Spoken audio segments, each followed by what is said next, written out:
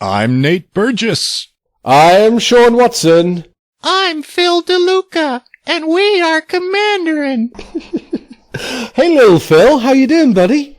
I'm doing good. Oh, that's good. Are you making lots of Baloths and playing with all the big creatures over there? Oh, I've been playtesting Atraxa Infect. Oh, that sounds good. That doesn't sound like the sort of thing you'd normally do, does it, little Phil?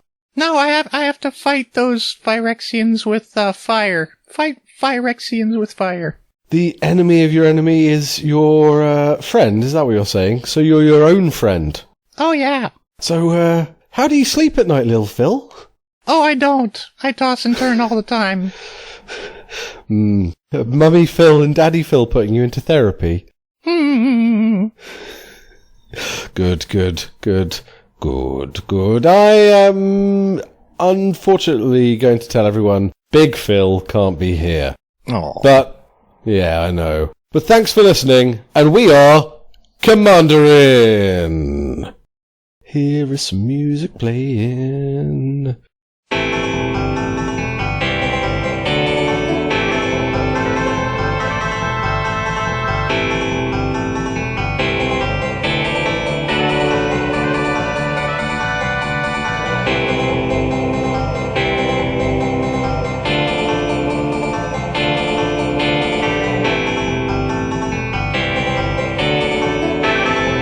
Commanderin.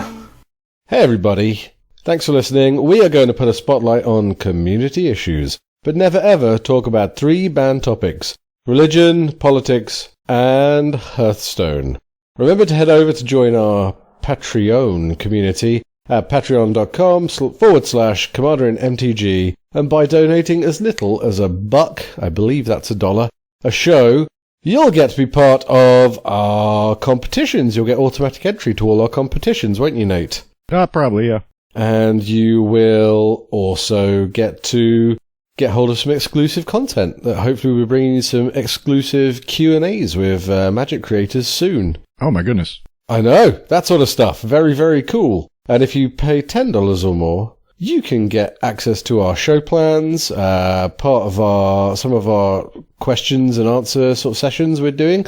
But anyway, for paying $10 or more to Patreon, you could be part of our show plans and get to contribute towards the creation of shows. And this week, we have a wonderful show lined up for you. We're going to continue our Big Tokens series, talking about commanders who get their creatures' tokens from your opponent's cards. Yep, that's right, from your opponents. This is my kind of token creation. This will be primarily Oona, Queen of the Fae, Nath of the Gilt-Leaf, or Nate of the Gilt-Leaf, as I've come to know him, and Kalitas, Traitor of Ghet. Yeah. All black commanders. Yeah. So, Nate, remember last episode when we talked about black commanders? Yeah. Let's go round again, tapping the swamps for another time.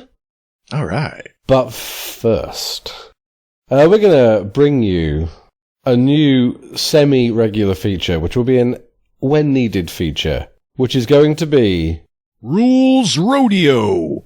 rules that have come up in our recent playgroup sessions. So, Nate, one come up recently. Mm-hmm. Can you remember it?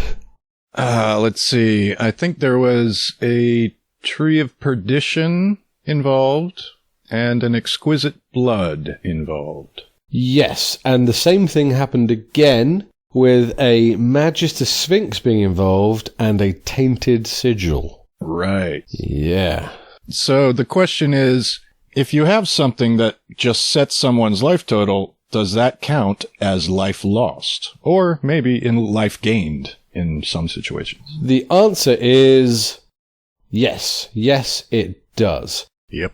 Essentially, if I'm on 30 life and Nate does something like casts Sorin Markov, after I've called him a boop, he sets my life total to 10. So effectively, I lose 20 life in that situation. Yep. So this means any effects that are triggered by loss of life would also be triggered by this ability. Right. And there are some white cards that can also set your life total in the positive direction Which counts for life gained. So a primary example of this would be Resolute Archangel. So that, when it enters the battlefield, resets your life total to your starting life total. So if I'm on 1 life, and I cast it, and it successfully enters the battlefield, or not even cast it, if I somehow get it to enter the battlefield, I will gain 39 life at that instance. Which counts for life gain triggers. Indeed. Another final, slightly odd card that does this is Reverse the Sands, which is relevant because it's just been reprinted in the Kineas and Tiro deck, which is you redistribute the life totals.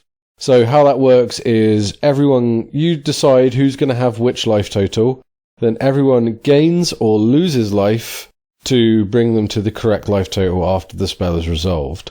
It has to be they get a full life total. So if there's 3 of us playing, one of us is on 10, one on 20, and one on 30 life, you can't say, well, I'm on 50 and you're both on 5. Despite the entire sort of cumulative, you have to redistribute the whole life totals being the key word. But then everyone goes up or down. And interestingly, if you have Platinum Empyrean out, your life total can't change, so you're effectively immune to that effect. Good? Yes.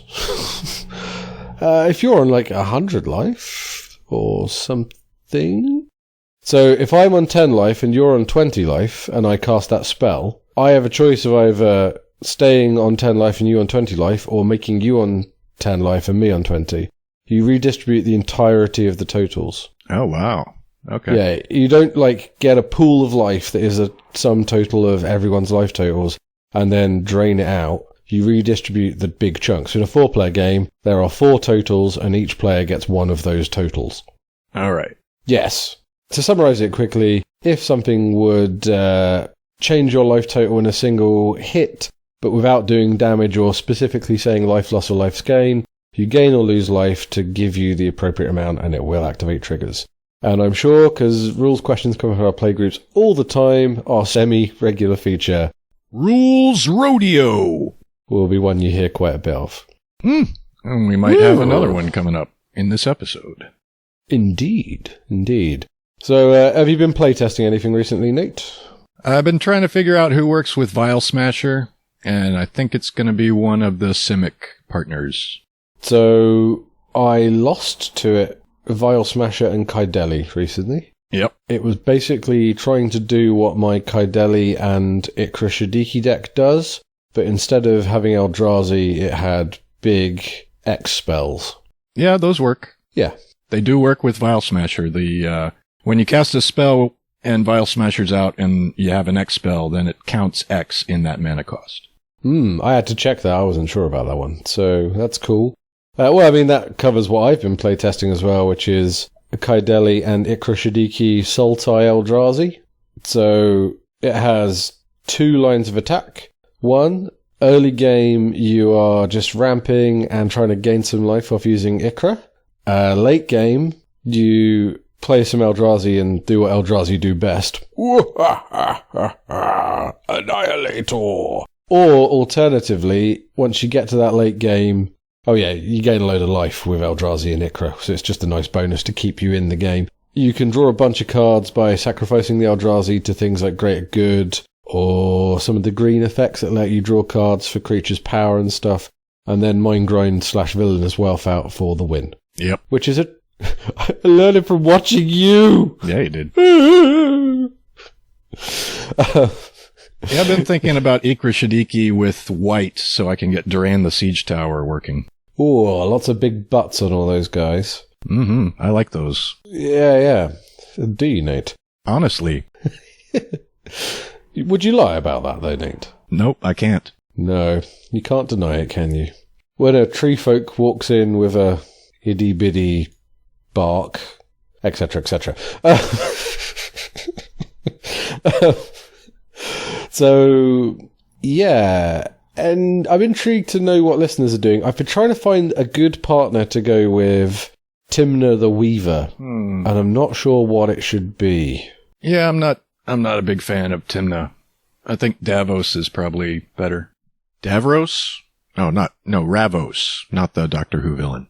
Yeah, I think you're right. I think maybe Abzan tokens with Rayhan and Ravos, however you say that word.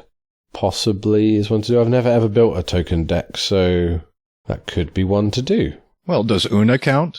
Oona would be a token deck. She's been in a mill deck, but never the commander. We're going to get into her in a minute. And while we're talking about interesting stuff with lots of activated abilities, we should probably come on to this week's watch list card. Did you say the watch list?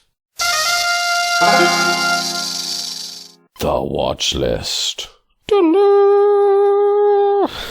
Da, da, da. Hey, Nate, what is the watch list? The watch list is a segment where we look at a card that will affect your meta. Yes, so cards we've looked at in the past to give you an idea. Consecrated Sphinx. Lay of Old.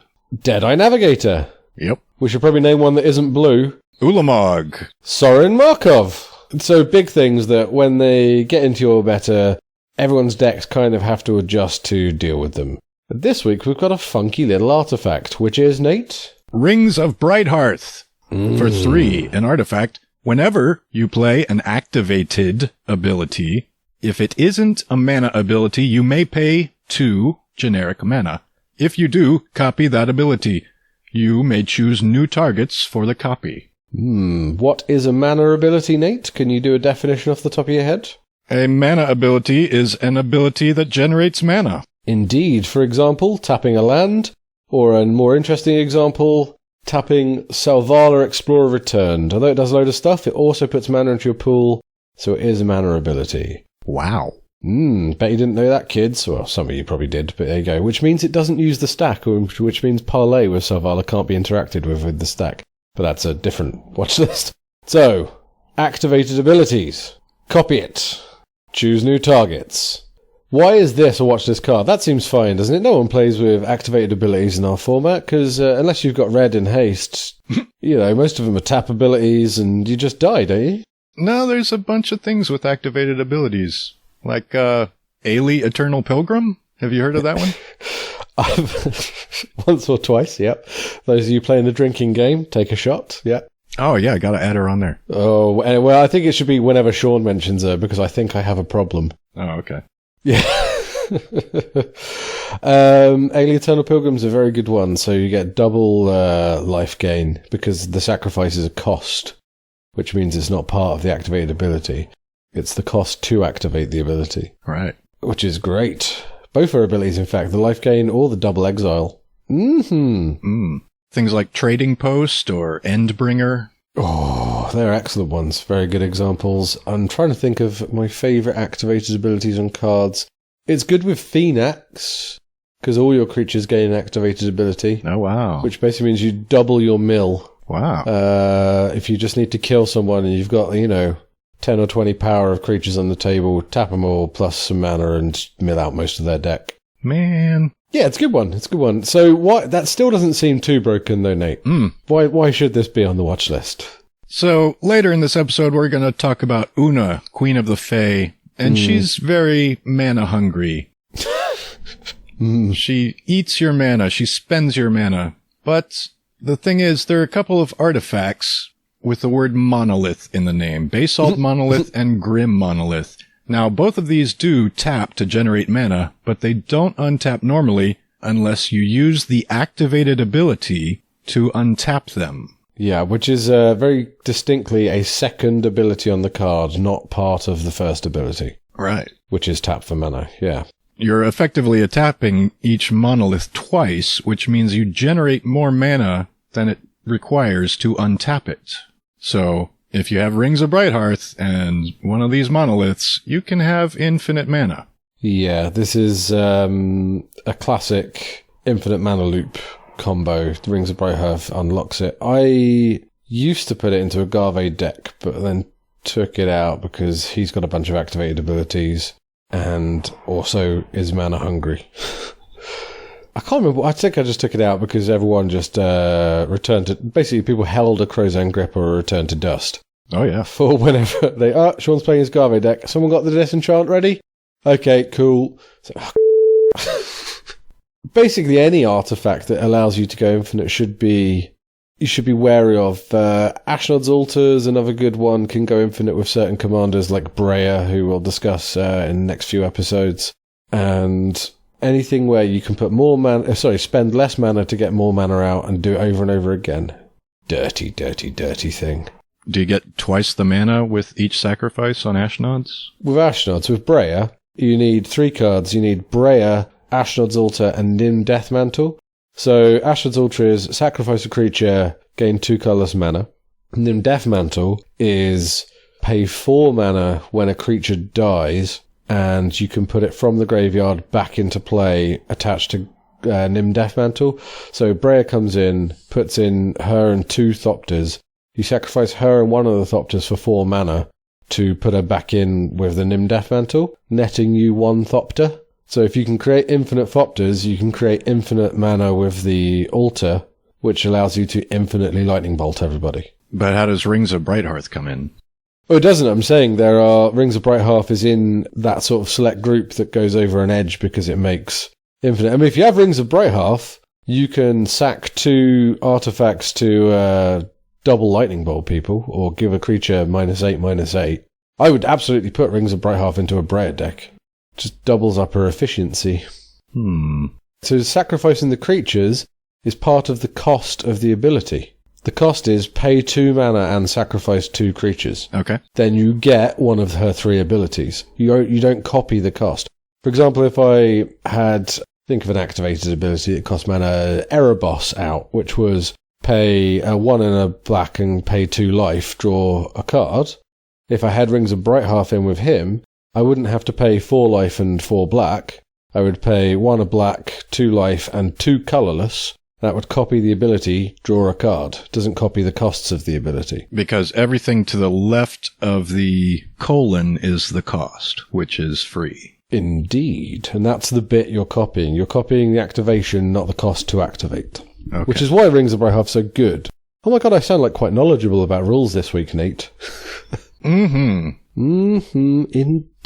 It's refreshing. Yeah. Well, I've been playing with Breya a lot lately, as well as the Sultai deck, which means you have to be kind of sharp on knowing how certain abilities and stuff work to be able to confidently say to your opponent, no, this is right, and I'll be able to show you on my telephone/tablet/computer the reference in the rules that this is how this works. Yeah. Knowing your rules makes you a better player as well. So back when I used to play Warhammer, the people that knew the rules better would win more games. Full stop. Yeah, that's usually how games work. Yeah.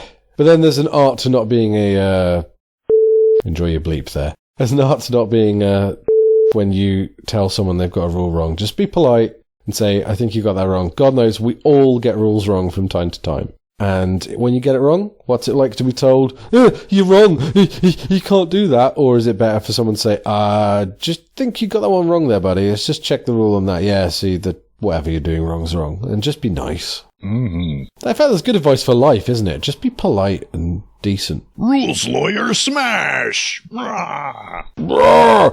Do you not even know how to play Magic? Why don't you go play Yu-Gi-Oh?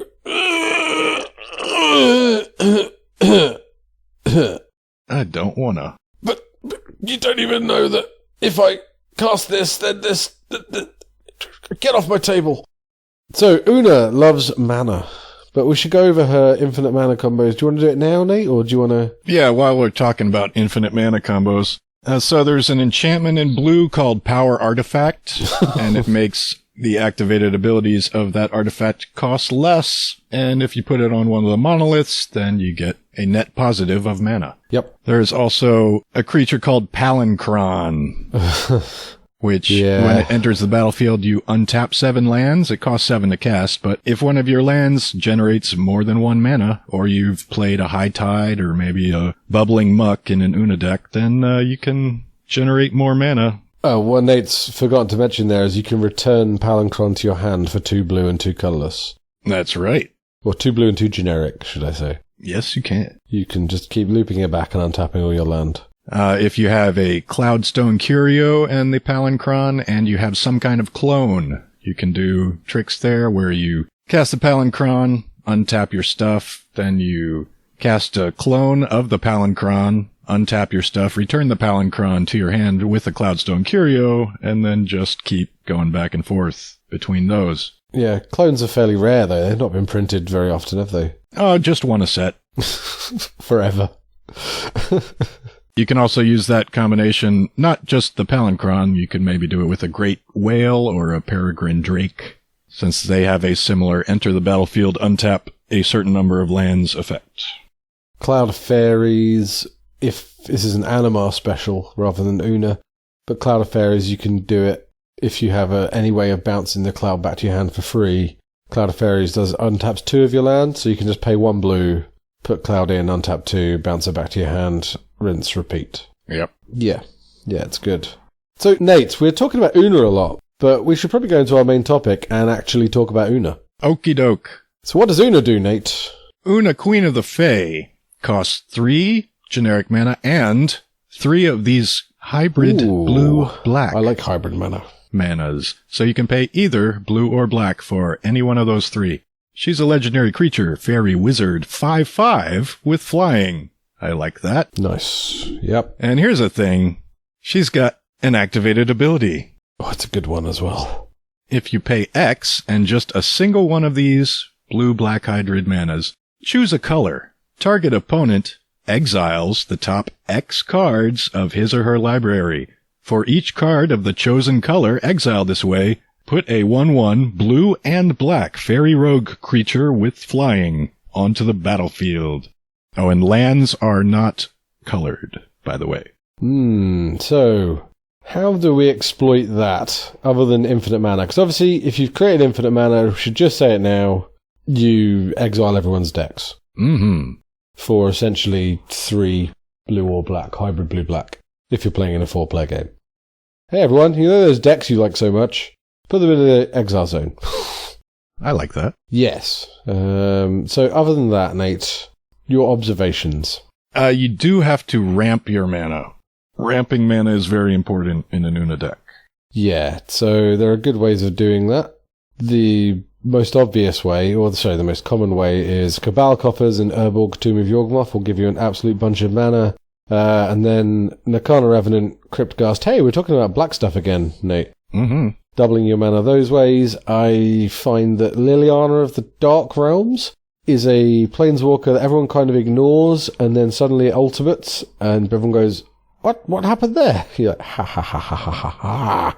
Yeah. If you're including Cabal Coffers and Urborg Tomb of Yawgmoth, there's some extra things that go with those. Expedition Map is an artifact that you can sacrifice to search for a land. Yep. Demonic Tutor. I can't tell you the amount of times I've demonic tutored to go and get the other half of those 2. People normally use this, or any tutor effect for that matter. People normally use them to go get a spell they want. Nope. Go get the land you need to be able to cast all of your spells. Yeah. And Beseech the Queen is a tutor that is also thematic in an Oona deck. It is, because you're beseeching your commander. Very nice. If you already have Cabal Coffers on the field, then Vesuva and Thespian Stage are lands that can become a copy of Cabal Coffers. It's not a legendary land at all, so you can have as many as you can manage. Which is a bit of an oversight, really, because if you know your Vorthos fluff about the Cabal, it really should be a legendary land. It's the sort of treasure vault where they stored the Mirari after it did its stuff. And in fact, the Mirari is in the artwork of Cabal Coffers and in the flavor text. And if you like creatures, there's Magus of the Coffers, which is another option in creature form. Yes. Is there any way to make, that isn't banned, to make all your opponent's stuff one colour? The only thing that you can play in this deck, the only thing I can think of is Painter's Servant, which is about as hard banned as a card can get. Yeah, it is. There's Celestial Dawn, but that is obviously in white. No, I'm stuck on that one. Oh. If someone's playing a monocoloured deck, though, you're going to have good fun. Yeah. Yeah. Some other ways of doubling your mana, Bubbling Muck and High Tide will double the power of your swamps and islands for a turn. Doubling Cube will double the amount of mana in your mana pool. Yeah, so you have to tap it all up and then activate your Doubling Cube. Yeah, but Doubling Cube is a favourite of Krufix decks all over the world, but actually I think it can go very well into an Oona Queen of the Fae deck. I think the original Omnath Locus of Mana could probably use them too. Yes, of course. Yeah, that's good. I think most of those decks became Crufix decks, though, didn't they? Maybe. Maybe, I don't still know. Anything else? If you feel like showing off with a bunch of snow-covered lands, basic lands, then you can run extra planar lens and nobody else gets the benefit. I would only really do that in a mono-colored deck, though. Yeah, although I would be tempted, because they both pump your fairy rogues and make them 2/2s. I would be tempted to run Gauntlet of Power or Caged Sun in this deck. Yeah, sure. I think they're both good options. So they double... You choose a colour when you cast them, and they double the amount of mana your lands in the case of Caged Sun, everyone's lands in the case of Gauntlet of Power, and they give all your creatures +1/+1. All the creatures of that color that you chose. Yeah, and as your fairies are blue and black, it doesn't matter. Just pick whatever you've got the most mana of on the table. Oona does not care. While we're still on the subject of Cabal Coffers, what if you could untap one of your lands, such as your Cabal Coffers? Hey, that would work. Yep. Deserted Temple is a land that you pay 1 and tap it to untap something else, like your Cabal Coffers. Sword of Feast and Famine has been on our watch list before, and if you do combat damage to a player, then you untap all your lands. It's a quality card in every deck. We've talked about the blue creatures that untap lands when they enter the battlefield. There are also a few blue spells that do it. Frantic Search, Rewind, and Treachery. Treachery is getting expensive now. Yep. Yeah, it's used to be a relatively cheap card, but it's gone right up. There is an instant called Turnabout in blue, which you pick a player and you pick a type of card, and then they all untap. Or tap. Or tap. Yeah, it's good. You can get the lethal attack through, tap all their creatures. In fact, Turnabout is possibly a little-known blue staple that should be in almost every blue deck. Yeah, it's very useful. If you're not a deck that cares about attacking lots, it almost says take an extra turn. Almost. And there's the zombie Fate Stitcher, a favorite of Josh Lee Kwai of the Command Zone, that lets you untap a target permanent. Although I think he owns all of them, so if you want to buy one, you have to message him. Oh, man. Oh, if you're doing Mana Rocks and you want to activate Oona in between, because she doesn't tap for her ability, remember? Yeah. Unwinding Clock is an absolute must. Yeah, if you have Mana Rocks, then you can untap all your Mana Rocks, and if you can generate 1 blue or black mana, you can fire Oona's deck disintegration laser every turn. Illusionist Braces means you can do a Rings of Brighthearth and double her ability, which is always good fun. And exile twice the cards. So you've exiled all your opponent's decks, or a load of cards out of their decks. Is there any way of abusing that, Nate? There's the possibility. I've looked at it, but I don't really like it enough to use it. Eldrazi Processors. Yes. Oona exiles cards, and Eldrazi Processors all give you some benefit by interring the cards that have already been exiled. For example, Blightherder, when you cast it, it makes 3 tokens if you put 2 exiled cards back into their owner's graveyards. And almost all of the Eldrazi Processors are usable in Dimir colors. Yeah, it wasn't a particularly powerful mechanic, the processor mechanic. It didn't make a splash in that standard format. It didn't do much in limited, and I've not seen it really in any eternal formats either. There is a good one, though, that's not really a processor, but is a processor. It's an honorary processor. Yeah, so this card should be in any non-green deck, I think, because it's a powerful creature and gives you ramp, and if you've got the ability to chuck it back in your hand, which many of these decks do, you can do it. So it is Oblivion Sower. Yes! Yeah, 6 mana for a massive Eldrazi, but the important bit, I think he's a 5/7, I haven't got him in front of me, but I play him so much, I know his ability. When you cast him, exile the top 4 cards of target opponent's library, and then any lands they have in exile, not just from those 4, but any they have in exile come into play under your control. Yes, they do. And if you've been firing Oona's laser at some deck and then their exile is full of lands, then Oblivion Sower gets you all those lands. And they're not tapped when they come in. I think I Oblivion Sowered friend of the show and former guest on the show, Robin Cass's Delve deck. I think I got maybe 12 lands off of it. with an Oblivion. So he said, I forgot you have that. I can't do a Swedish accent. I'm sorry, Robin. He said, I forgot you've got that. And I was like, won't forget next time, will you? He's like, no. No, I won't. Yeah. Yeah, it's a 6 mana to put like 12 lands into play. It was pretty good. And if you want to see another example of what Oblivion Sower can do, watch the Star City Games Commander Versus Season 5, Episode 8, where a certain Damia deck casts Oblivion Sower after milling someone for a quarter of their deck, and Ob Nixilis the Fallen is already on the board.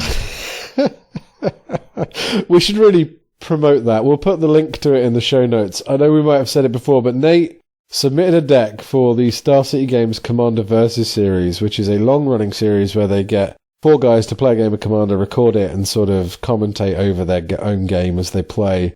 It's good fun. I won't give you a spoiler who wins, but it's Nate's deck versus the Professor from Tolarian Community College. What was the Professor's deck? He had Sapling of Kolfanor. Sapling of Kolfanor. Josh Lee Kwai's Riku of the Two Reflections deck. And Blake Rasmussen of Daily MTG's, his deck was I think it was Rune of the Hidden Realm. It was a Rune Flicker deck. Won't spoil who won, but it's definitely worth a good watch. And Nate shows his prowess as a deck builder in it. Nate, what was your deck again? Sorry, it was Damia, Sage of Stone, yes? Damia, Sage of Stone. Sultai. Sultai's really good. First time in my life I played with Sultai recently. It's fantastic. Just so slick. So, yeah, sorry. Promoting stuff there. Nate, you'll put that in there. So Oona has a load of cards which really work well with her, doesn't she? Yes. I listed a couple of them here. Scion of Oona. For 2 and a blue, it's a creature fairy soldier, 1/1. It's got flash, so you can surprise. It flies. Other fairy creatures you control get +1/+1. Hopefully you have a bunch of other fairy creatures. Oh, and other fairy creatures you control have Shroud. That's very important. So if someone targets Oona with something horrible, and you have a Scion of Oona in your hand, well, they can't target Oona anymore. Nope, their spell fizzles. Yeah, that's really good. Yeah, and since it has an Anthem effect, it's not a bad target for a kicked Rite of Replication, or maybe even a single shot clone. And yes, and you can do it because it's other fairies you control have Shroud for the right. I know normal clones don't target, but Rite of Replication does. But Scion does not give itself Shroud. Unless you have 2 of them, then they give each other Shroud. Yay! A card that everyone loves is Edric, Spymaster of Trest, which allows you to, deal damage to people and draw cards. But you can't do that because it's Simic. But a similar card, which is very Dimir-y, Dire Undercurrents. 3 and 2 hybrid blue-black. For whenever a blue creature comes into play under your control, you may have target player draw a card. Hey, I think I'll target me. But it is political. You can target someone else if you're trying to make allies. If they've only got a couple of cards left in their deck because you've been Oonaing the hell out of them. And whenever a black creature comes into play under your control, guess what you get to do, Nate? Target player discards a card. Correct! Yes.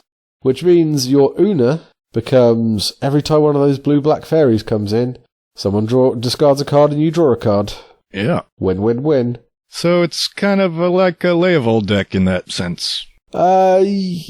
Yes. You have a handful of cards, and all of your opponents have no cards. I mean, I guess you could be nice and stack the triggers. If you're playing the blue-black fairies specifically, stack the triggers so they draw their cards first and then discard their hand. If you want to just get their deck into their yard. Interesting. Yeah, I mean, there are situations where when you're playing Dimir, and I've been in this situation before where 40 cards in my hand is enough, Nate. I don't need more than that. We're doing just fine with this many. Yeah. Oh, God, yeah. So it turns Oona's laser into a draw effect as well. Awesome. So that's our Dimir commander for this topic. Speaking of decks that don't let your opponents have any cards, Nath of the Gilt-Leaf. 3 black and green, legendary creature elf warrior, 4/4. At the beginning of your upkeep, you may have target opponent discard a card at random. At random. Ooh. And whenever an opponent discards a card for any reason, you may create a 1/1 green elf warrior creature token. Nice. Now, this card does show up in your Yidris C16 decks because it has a lot of wheels in that deck. A lot of wheeling and windfalling effects. Reforging the Soul. So you cast one of those like Leovold does, then everybody's discarding maybe 21 cards total. So you get 21 elves. Yep. It's powerful. Just a quick thing. What is that Nath of the Gilt-Leaf is riding? I've wondered that myself. I think it's a Tauntaun. It looks like a bear and a llama had a child. Yeah, it's a Tauntaun. It's a Blama. And I misread his flavor text at first. I misread it as a savage hunter with a prince's bearding. And then realized it actually said prince's bearing. I was like, that describes Phil, a savage hunter with a prince's bearding. Why, thanks, Sean. That's all right, little Phil. I know you haven't got your beard yet because you're only a child. But when you're older, it will be so spectacular. And I'm reliably told as soft as a pony's nose. Wow. So if you see Phil at a convention or a GT, or a GP, sorry, not GT, or a PPTQ, or even at your LGS, or even while he's shopping in Walmart, I want you to go stroke his beard and say, it is as soft as a pony's nose, and then just walk away. Mm-hmm. Anyway. So, Nath of the Gilt-Leaf, you're going to make your opponents discard their cards, and while it's not the same as milling from their libraries, they are putting their cards into the graveyard, so either the Copanian or the Plorgian philosophies will work with Nath of the Gilt-Leaf. And because you're in green instead of blue, you can actually exploit the fact that you've got a ton of tokens, whereas the Dimir really can't very well. Yeah, and if you get a mess of elf tokens, well, green has a lot of ways of getting more tokens, and it does have a bunch of elves that make your elves bigger. Yeah, Coat of Arms is a win condition in this deck, isn't it? Oh, yeah, it is. Oh, that's a card. That's a really good card. But the other way to win is make the discard hurt. So the best ways of doing that, the easiest ways of doing that is Megrim and Liliana's Caress. Enchantments, both of them, for 2 and a black. Whenever an opponent discards a card, they lose 2 life. I think Liliana's Caress is 1 and a black. Oh, is it? Is it even better? Yes. Oh, wow. Okay, right. Well, I stand corrected. But these are super efficient, powerful effects that, with the right wheel, will just win you the game. Bloodchief Ascension, it's a little harder to get going because you have to get 3 quest counters on it by dealing damage to people. But once it's got 3 quest counters on it, it's whenever a card goes into opponent's graveyard from anywhere, they lose 2 life and you gain 2 life. Oh, sorry, you may gain 2 life. I think I will. Yeah, the only time I've not gained the life was because we were playing a no infinite combos rule, and if you went infinite, you could only do it 5 times. So I was like, do you know what? 10 life and you losing 10 is pretty good. Yeah, quest for the Nihilstone. I don't know this one, Nate. Not one I've played with. Perhaps I should. Let's have a look. Yes, it works well in Leovold or Nath decks. It's an enchantment for a single black. Whenever an opponent discards a card, you may put a quest counter on Quest for the Nihilstone. At the beginning of each opponent's upkeep, if that player has no cards in hand and Quest for the Nihilstone has 2 or more quest counters on it, you may have that player lose 5 life. You may. Do you think you will? I think I will. You sure? Yep. One last try. You sure? Mm-hmm. Oh, I tried to persuade him. Other ways to exploit discard triggers. One of my favourites, and I saw listener Pete at my paper meta go nuts with this recently, and it's just been reprinted in Commander 2016, in the Yidris deck, in fact. Waste Not. 1 and a black for an enchantment. Whenever an opponent discards a creature card, create a 2/2 black zombie creature token, and whenever an opponent discards a land card, add 2 black to your mana pool, and whenever an opponent discards a non-creature non-land card, you draw a card. So I saw someone not go infinite in the traditional sense, but essentially get everyone to discard their hand with a windfall when I had 12 cards in my hand, which meant everyone drew 12, including him, gave him 1,000,000 mana cards and zombies, hit his next wheel, cast the wheel, did it again, did it again, did it again, hey, look what happened. I've got 700 zombies. I'm in, because he's playing Yidris, he had it in red as well. Here's my hammer of Perforos / whatever, I win. You're like,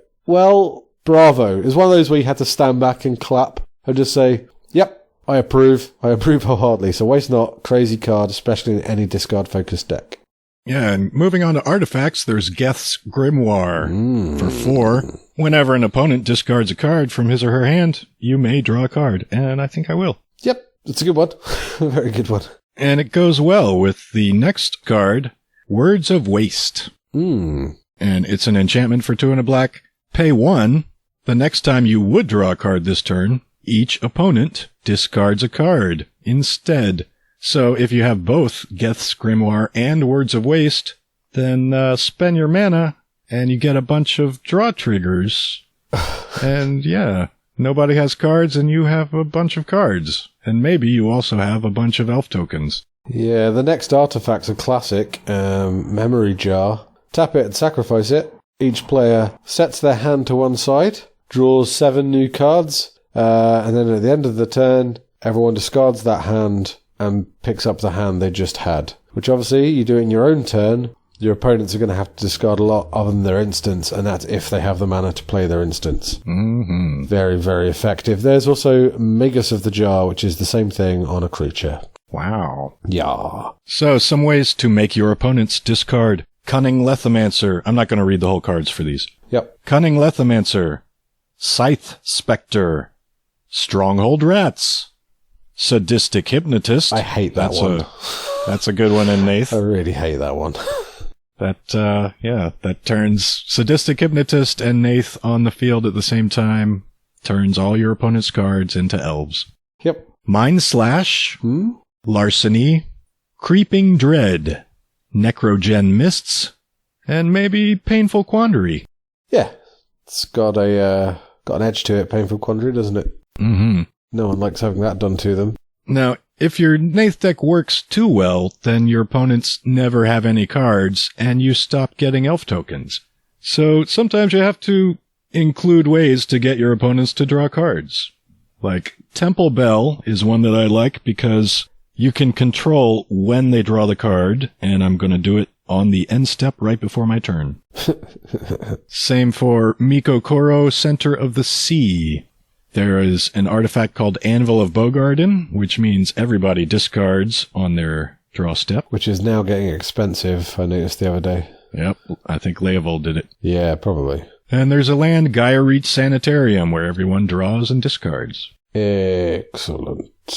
Do you have anything before we go to specific cards? Well, Nath. No, it's a kind of deck where I think you need to play with it responsibly. If you're only ever going to build one commander deck because you play other formats mostly, but your guys occasionally play commander, I wouldn't build a hand destruction deck generally as a rule of thumb because it's mean. It's mean, and I think you'll get kicked out, not kicked out in the sort of you can't play with us, but killed in games fast. Yeah.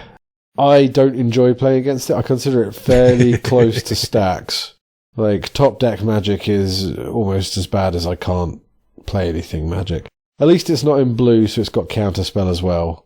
You know what I mean? That's the only thing it's got going for it. But it is a very solid deck. Yeah, well, I think mono red players aren't going to mind it so much since they're used to top decking all the time.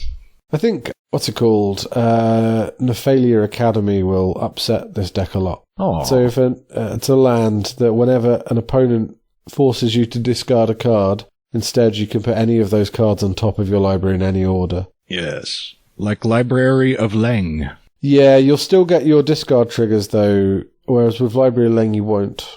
But I would suggest if Nath turns up in your playgroup, in fact I put it in every deck anyway, but I would suggest if Nath turns up in your playgroup, just slipping one of your basic lands out for a Nephalia Academy, and they're like 10 cents, so you know. Yeah. So, closing out with some Nath-specific cards.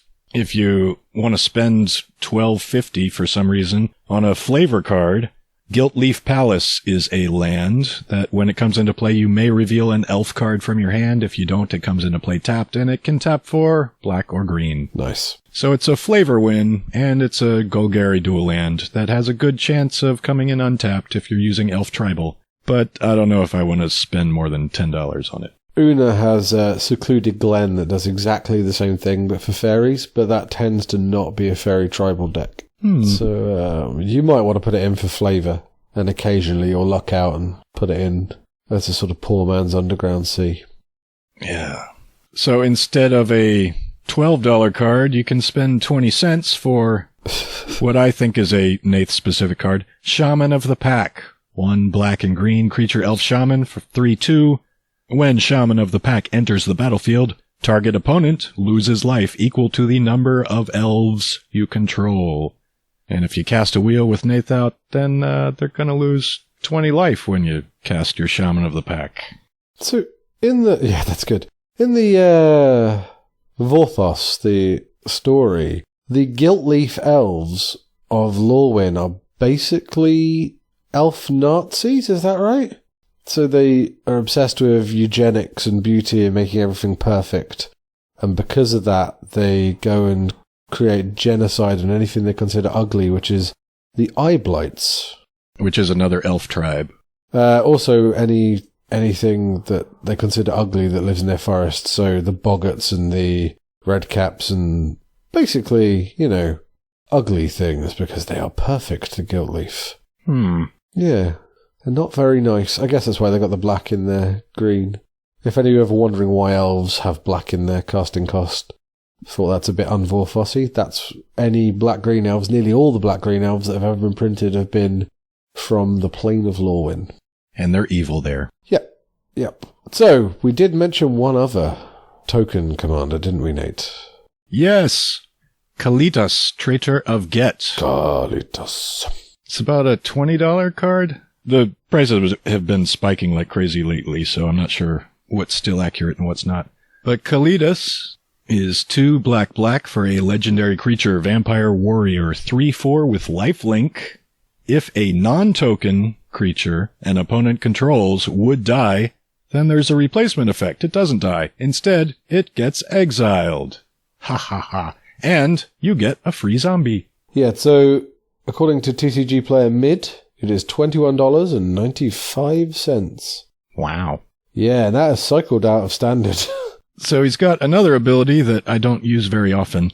For 2 and a black, you can sacrifice another vampire or zombie, and then you put 2 +1/1 counters on Kalitas, Traitor of Ghet. So if you're desperate, you can Vorthos him, essentially. He can eat all the zombies and vampires. So you could maybe save him from a toxic deluge if you have a bunch of mana by eating all the rest of your zombies. Yeah, or if you... well, there are ways of exploiting creatures with high power and toughness in black, like Disciple of Bolas and things like that. Mm-hmm. I mean, I know it creates tokens, but is this not essentially a zombie tribal commander?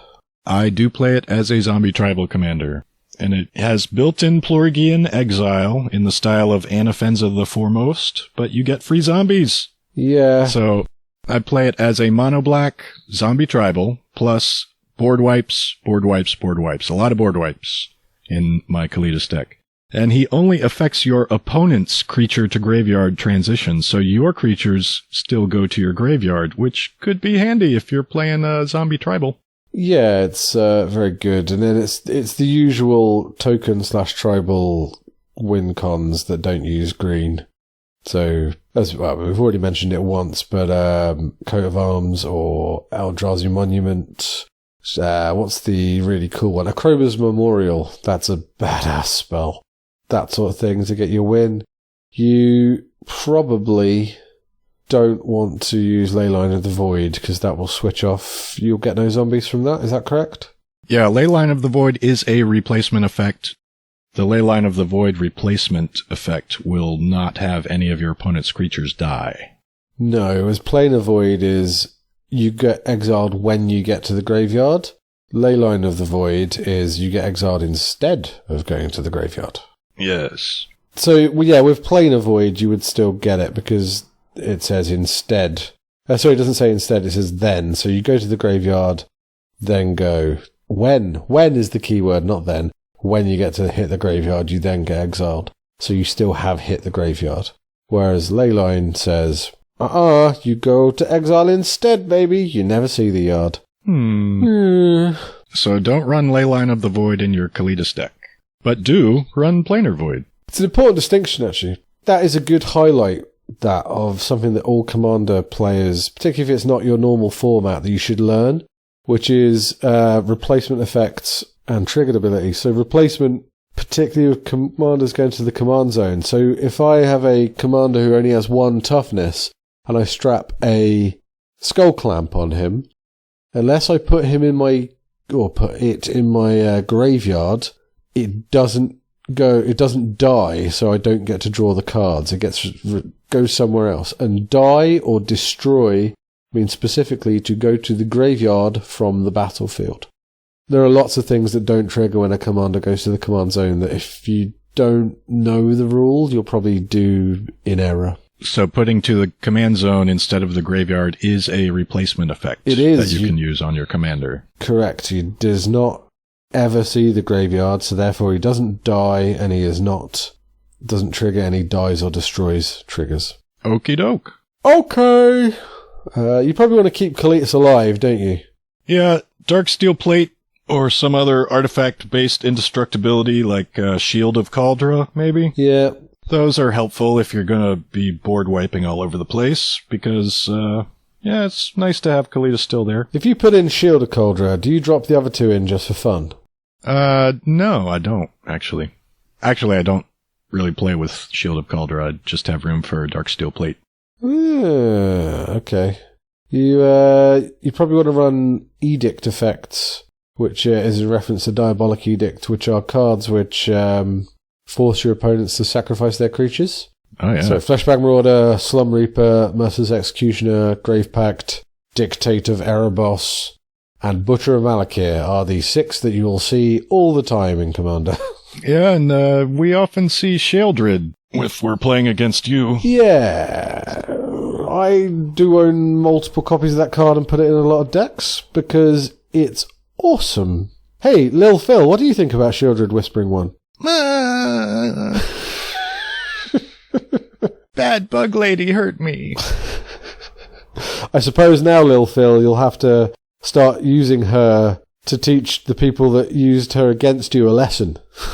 Okay, hey, that's a good idea. I think I'll do that. Cheers, Lil Phil. I'll send you one in the post.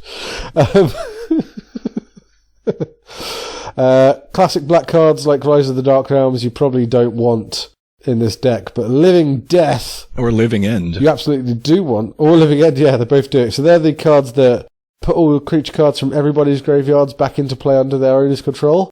Well, your opponents don't have creature cards in their graveyards, but you do. Mm-mm. You certainly do. So, yeah, that's a good one. Nate, you've left a card at the bottom of this show plan here that I've never seen before. Oh, this is one of my favorite board wipes in Kalitas, or even in King Makar, going back to last episode. Hellfire for 2 black. It's a sorcery. All non-black creatures are destroyed, which means my creatures don't get destroyed. Yep. Hellfire also does X plus 3 damage to you. X is the number of creatures placed in the graveyard. Hey, how many creatures get placed in the graveyard if Kalitas is out? 0. 0 creatures. Yeah. 0. Yeah, that's right. 0, yep. Now, this is a card that I bet you like because it's one of those cards which is normally awful, but in this deck it's usable, so everyone goes, what the hell is that? And especially anyone under the age of about 25 will have no idea what this card does. Yeah, and I'm not too worried about the life loss, even in non-Kalitas decks, because it's comparable to maybe a Toxic Deluge. Yeah, probably. And you get to keep your stuff. Yeah, you do. And it's one of those magic cards that they used to do way back in the day, because this is from Legends, kids. Ask your grandparents. It has a quote from a real-world literary source on it. Oh, my goodness. In this case, it says, "High on a throne of royal state. I can't read it. Insatiate. Insatiate to pursue vain war with heathen." Basically, sitting on a big throne, going to have a fight with heaven. And that's from John Milton's Paradise Lost. Wow. That's a real dude. Yeah, you're learning stuff while you play. That's edutainment, kids. I learned a line from Paradise Lost. You did. Not the popular rock goth band Paradise Lost, who had an excellent album called Draconian Times. Nate, anything else to say about Kalitas? No, I think we're good. Is this the second most Mexican-sounding commander after Ramses Di Pietro? I don't know.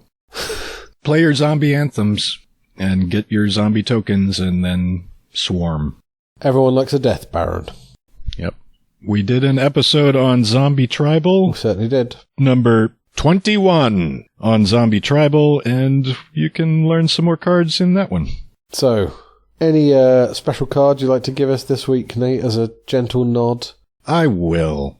So, I have a message of the week. This is a card called Rift Sweeper for 1 and a green. It's a creature elf shaman for 2/2. When Rift Sweeper enters the battlefield, choose target face-up exiled card.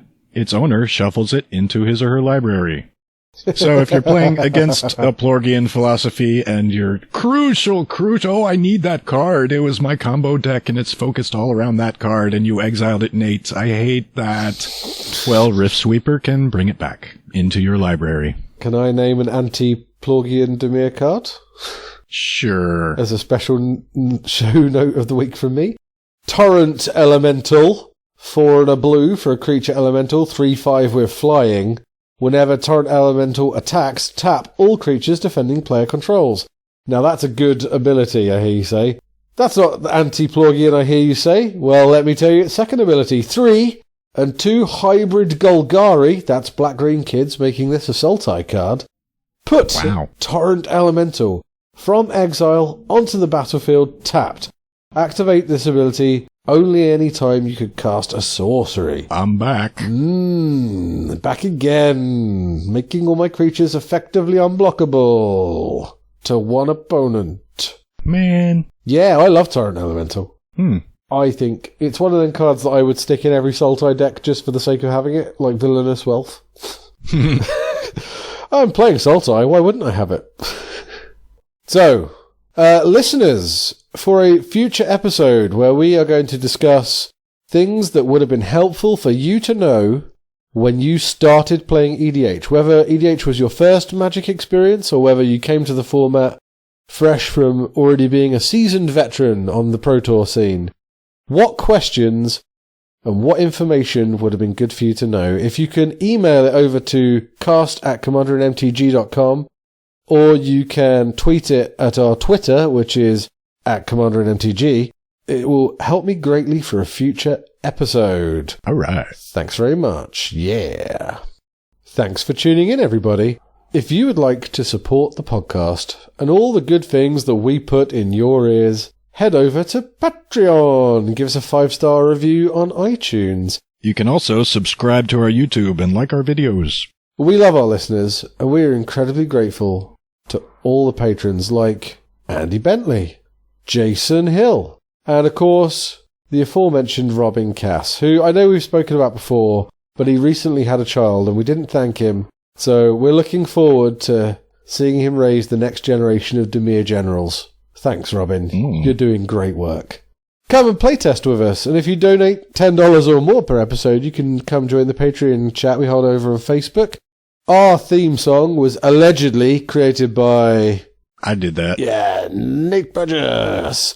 Our logo was created for the podcast by mrpicto.co.uk with assistance from Lil Phil's wife, Kelly DeLuca.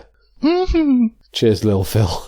Special thanks to our tech whizzes Jessie, Thomson and Graham Frank, and to Justin for his server space.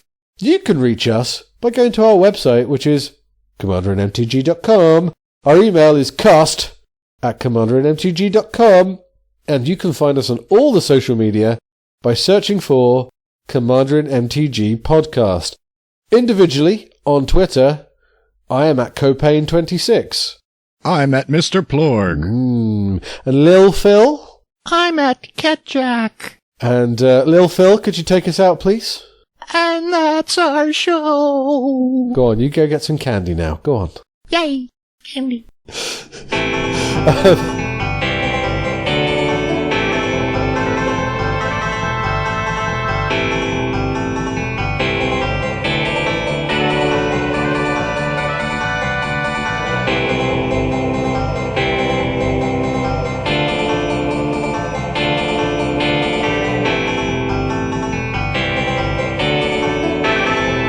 Commanderin.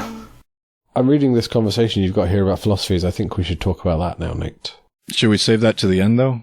Yeah, I guess so. Yeah, that's right. a good point. So, we play Dimir slightly differently normally, don't we, Nate? Yes, there's a schism.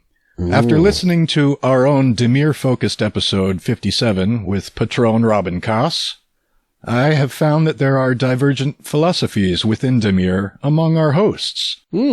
Now, while we both work to refute the claim that Mill doesn't work in Commander, it certainly does. Oh, it really does, yeah. Sean and myself use different approaches within Dimir to achieve that goal of making Mill work in Commander, while we use many of the same Dimir cards. Now, Oona is a fine indicator to gauge where one's Dimir philosophy lies, because the reason that I like Oona is precisely the same reason Sean does not like Oona. Yes, absolutely. Since Oona exiles your opponent's cards, Sean can't reuse them with his usual tricks. Hey, they're good tricks, though. Yeah, you use those tricks. I'm going to define what Nate has christened the Copanian philosophy of Dimir. The Copanian Dimir philosophy emphasizes graveyard exploitation. Or, as I'm going to start recalling it, graveyard expropriation, because that's a spell that should be in all your Dimir decks. It is acceptable, always acceptable, to mill your opponent's cards, because your deck is designed to use the cards in your opponent's graveyards. And it's incredibly crucial that your deck, if you're using my philosophy, is going to use your opponent's cards better than they can. And it's a safe assumption when playing with Dimir, some commanders will thank you for milling them. So a very good example of that is my favourite Dimir commander, Lazav, Dimir Mastermind, because if you're just exiling cards, you ain't getting any triggers on him. Excellent. Yeah. So what I'm calling the Plorgian Dimir, championed by myself, emphasizes graveyard exile. It is acceptable to mill your opponent's cards because your deck is designed to exile the graveyards at the same time, so that your opponents are throwing fistfuls of cards directly into the void. Yeah, so Esper, blue, black and white, or even just Orzhov, black and white, do offer a lot more ways of making your opponent's graveyard irrelevant than just a blue-black Dimir. And some of the key hate cards are in white and in white-black. The first one that springs to mind is Rest in Peace. Yes. Just boom. And then a particularly good Orzhov example is one of the best wipe cards in the game, Merciless Eviction. Oh, yes. Which exiles all of a type of permanent that you choose. And there's also Identity Crisis. Oh, I forgot Identity Crisis. Which gets rid of all graveyards and all hands of target opponent. Yeah, one opponent. You basically give the middle finger, or so I now call it, give the Saskia to one opponent and say, come get me, brah. Yeah, instead of calling it Plorgian Dimir, we might call it Plorgian Black, with variant guilds and shards. White-black Orzhov is better at exiling graveyards and exiling permanents on the field, and blue-black Dimir is better at putting libraries into graveyards. However, black by itself has enough graveyard exile to be sufficient, in my opinion. Now, the same Plorgian Dimir core lies within my Oona deck, my Phoenix deck, Marebear, Damia, and Croesus, as well as the theoretical Leovold deck that I stopped playing. Yeah, because you enjoy having friends, right? Mm-hmm. Good. Now, as a high-level strategy, The Plorgian Dimir is very effective against Copanian Dimir, which is why Sean generally tries to kill Nate first. Yep, that's the reason, Nate. Definitely the reason. Mm-hmm. Plorgian Dimir is also very effective against any combo deck, since exiling a key combo piece can cripple decks that might be more fragile if they don't have access to a very few specific cards. Now, robust combo decks will have ways of returning pieces from the graveyard, but only the really robust can get them back from exile. Also, if your opponent builds their deck to have a high number of tutors to access a toolbox of a low number of solutions, then randomly eliminating cards has a greater impact if it hits one of those few solutions. Plorgian Dimir's win condition is to actually mill out your opponents, but you mill their cards into the void. Yeah, so the Copanian Dimir win condition is to access somebody else's win condition in their own yard. So a very good example is Havengull Lich. So their creature goes in, you get their best creature, cast it, hit them with it. Consuming Aberration is another way of exploiting their graveyard because it's got a massive power and toughness. You drop something like Altar of Dementia, which is sack it, and mill someone for its creature's power. Or Phoenix. If Phoenix is on the table, you tap it and then double mill out their graveyard. And therefore, you're getting access to all their juiciest spells. There's a whole bunch of Dimir, specifically Dimir-coloured spells, which are going to get you access to that yard fast, that Nate probably doesn't play. Also some mono-black ones as well, like Beacon of Unrest is one that springs to mind. Yes. Now, some Plorgian examples are Fathom Feeder, since it has Ingest. Sire of Stagnation, which discourages people from playing lands. And Ashiok Nightmare Weaver can just exile cards off of someone's deck. Thada Adel Acquisitor is a Plorgian ramp card for opponent mana rocks.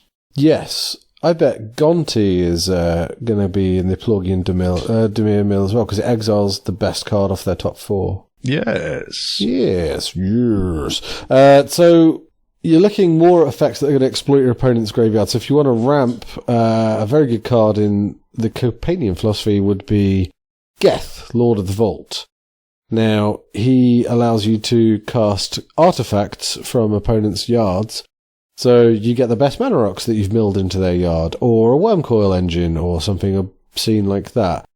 My 2 favourite mill cards, by a long way, and these are staples of my Lazav deck, are Mindgrind, which is a Dimir, so 1 blue, 1 black, and X, and grind people for that many land, which is a win condition its own if you get it late game. Oh, yes. And it'll kill those green players that have Boundless Realms.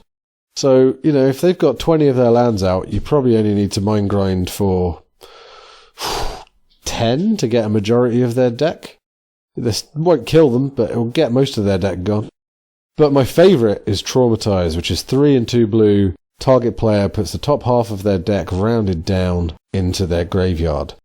So you play Lazav, you know that guy that's always playing with Avacyn, something like that.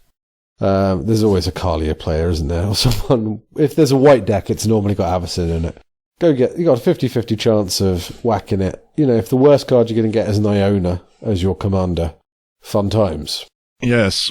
And while Sean would play Lazav and then Traumatize, I would play Planar Void and then Traumatize. And then the opponent's combo deck loses access to half their cards, and then I play Oblivion Sower and control half their deck's lands. Yeah, that's true. I mean, my backup, the reason I prefer mine is I tend to find straight mill, people go for your kill, but so with the Lazav deck, you try and mill out 1, possibly 2, but normally 1 opponent, and then you use Lazav as a sort of pseudo Voltron kill condition.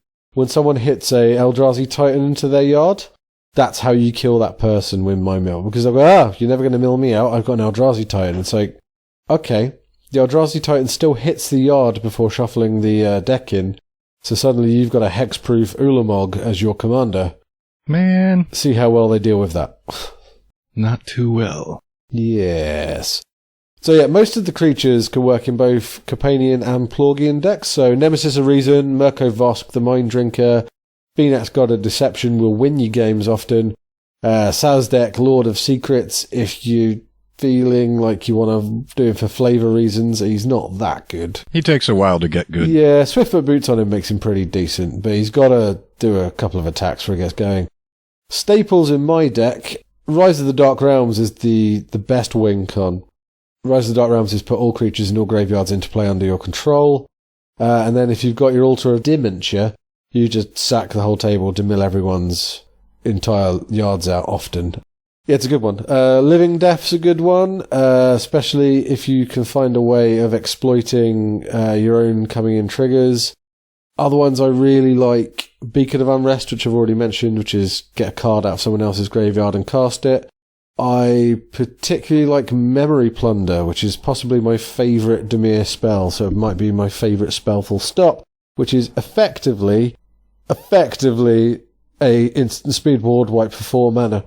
Because normally someone's done a board wipe of some description and you've got 4 mana cast a spell, an instant or sorcery out of someone's graveyard, and that breaks the timing restriction, so you can cast the sorcery for free at instant speed, because Memory Plunder is a speed instant card itself. Wow. Yep, and you can't do that if there are graveyards in exile, can you, Nate? And how do we get them into exile? Well, some Plorgian staples include Planar Void and Leyline of the Void, which are both enchantments that you could have out on turn 1. Relic of Progenitus is a very cheap artifact that exiles all graveyards and draws you a card. And Bajuka Bog goes into all of my black decks. Oh yeah, you've... sorry, I'm just looking ahead. I forgot one of my favourite ever spells, Spelltwine, and the 2 Primordials, Diluvian Primordial and Sepulchral Primordial, which are just crazy in a large multiplayer game. So Spelltwine's cast an instant or sorcery out of your graveyard and do the same to one of your opponent's graveyards for free, then exile those spells. Diluvian Primordials cast an instant or sorcery out of each of your opponent's graveyards, and Sepulchral Primordial cast a creature card out of each of your opponent's graveyards. These will often just win you the game, especially if you drop either of the Primordials, then clone. Yeah, this will win you a game fast. Yes. As an aside, my Yeleva deck is actually following the Copanian philosophy within Grixis. Excellent. Since it uses several cards to recur things from everyone's graveyards. We mentioned Rise of the Dark Realms, Memory Plunder, Spelltwine, and I've also got Mizzix's Mastery, so I can do all of those again. Well, not Spelltwine, since it exiles itself, but yeah. Now, a lot of the cards that I run mill me as well, so a very good card you probably want to consider is Psychic Spiral, which is an instant for 5 mana, blue and 4, which is shuffle all the cards from your own graveyard back into your deck, and then target opponent puts that many cards from the top of their deck into their graveyard. And that will cost you a gumball at most. Wow. Waha! And because it's an instant, they often don't see it coming. If you're running Hinder or Spell Crumple or any effect that puts a card onto the bottom of an opponent's library, or even if you're just mean and want to hang around and see if someone else does it to themselves, Tunnel Vision will effectively kill someone almost if they put any card onto the bottom of their library. So you name a card, they mill until they reveal the named card, and that's that. So if they put something on the bottom of their library, just name what they've put on the bottom and say put all but one card of your deck into your graveyard. Yikes. Yeah, it's a good one. Doing it with a Hinder and a Spell Crumple's a touch mean, but, you know, worse things have happened at sea. Or you can do it to yourself. You can tunnel vision yourself and name Rise of the Dark Realms. So you put a bunch of your deck into the graveyard and then put it all back into play. Fun tricks. I don't like that. Yeah. But that kind of separates our philosophies, so it's all shenanigans. I think yours is probably more effective at getting the kill, but draws way more hate. Yeah, probably. And I think, and this isn't a criticism of you in any way, I think one of the great untalked about skills in EDH, particularly at the deck building level, not the politics level, is hate management. It comes into the same realm as the 75% philosophy, isn't it? If you're brewing Lay of Old or Narset, then you're not avoiding the hate. No, you might as well build them as cutting edge, bleeding edge, powerful as you can, because people are going to treat you like that anyway. Whereas I think Saskia, I don't think she's as good as those other commanders before you think that. I think Saskia, I've heard people referring to her as being a political commander. I think she's the opposite. So imagine, if you will, you've gone to the UN Security Council because you don't want heavy trade sanctions put on your country because you happen to be building nuclear weapons, or furnaces of wrath, or dictates of the twin gods, as we call them in this instance. And you come to that negotiation, to politics, but you slam your loaded Colt 45 on the table and say, someone's going to get shot. Is anyone going to make a deal with you, Nate? If you say who's going to get shot and they have lots of enemies. Yeah, but then to make it work. So I think the temptation is going to be there. If I wasn't the person who's being told I'm going to get shot, I'm also not the Saskia player. So someone said, I'm going to kill Nate. He's got a really good board state. Well, how are they going to kill you if you've got a really good board state and are a problem? They're going to kill you by hitting me. Well, I encourage people to hit you.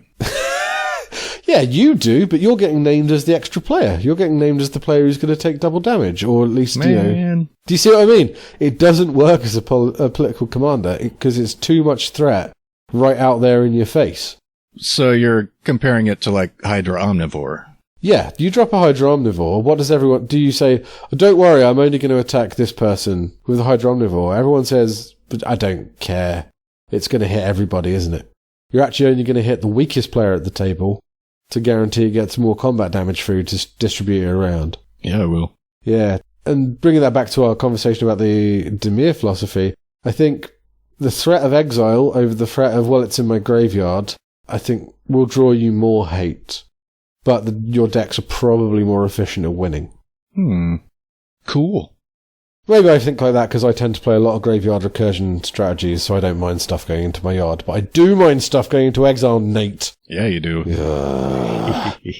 Anyway, speaking of annoying things called Nate, what's this next commander called? I think I might move all that to the end, to the outro. Oh, yeah, please do. Go for it.